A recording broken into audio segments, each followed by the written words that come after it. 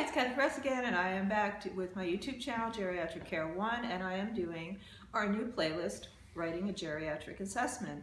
And now I am into what I call the famous 4 C's. This is what you need for a written geriatric assessment, and this is from my colleague, Phyllis Brostoff, who really helped me write the chapter on writing a geriatric assessment. So we're going to go through the 4 C's you have to have in this assessment. The first is clarity. And I'll give you an example. You don't say in the written assessment, Mrs. Feelgood felt depressed. That's not going to fly with a judge or a lawyer.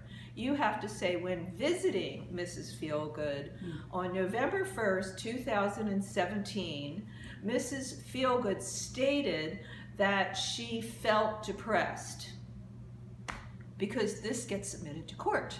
I used to have an attorney come to my class at San Francisco State to teach people how to document.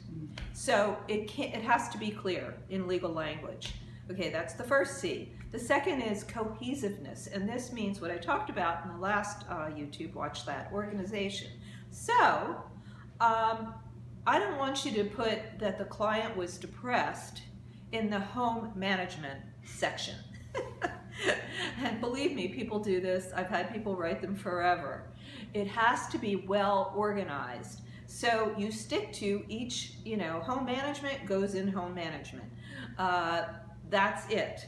So you have to really, it has to be cohesive. It has to be organized. So the third C is completeness. And I've done this forever, as I said, actually about 30 years. And I can't tell you the number of people that I, do geriatric assessments who have worked with me, and they come back and all the assessments are not completely, the forms, the lines aren't filled out. And I go, are you kidding me?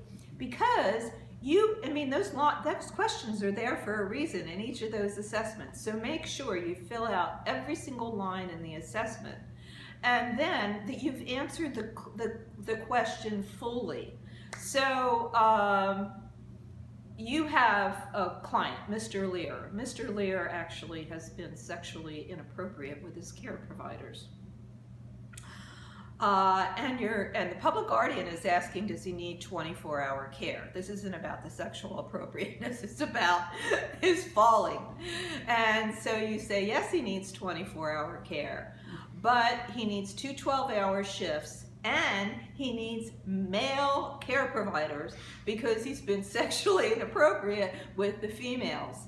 That is what I call answering the question fully, because that's what the public guardian asked you in the first place. What kind of care does this man need? And then you knew all the sexual inappropriateness and manic depression and stuff like that. Be complete. Okay, the 4th C is coherence. And that means that what you're saying remember we're in court, leads to logical conclusions. So again, let's take Mr. Lear, because he's fun to do. It's not fun, but God, I was just talking to the person who's filming this. You think you've seen it all with these cases. You've never seen it all.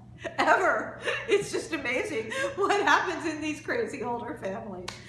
So at the beginning of Mr. Lear's assessment, again, the public guardian's asking you, what kind of care does this man need?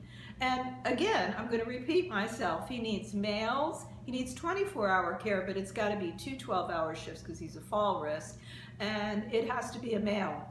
That's the completeness that's in there, and that's the coherence. Because the public guardian is paying you a fee to do this.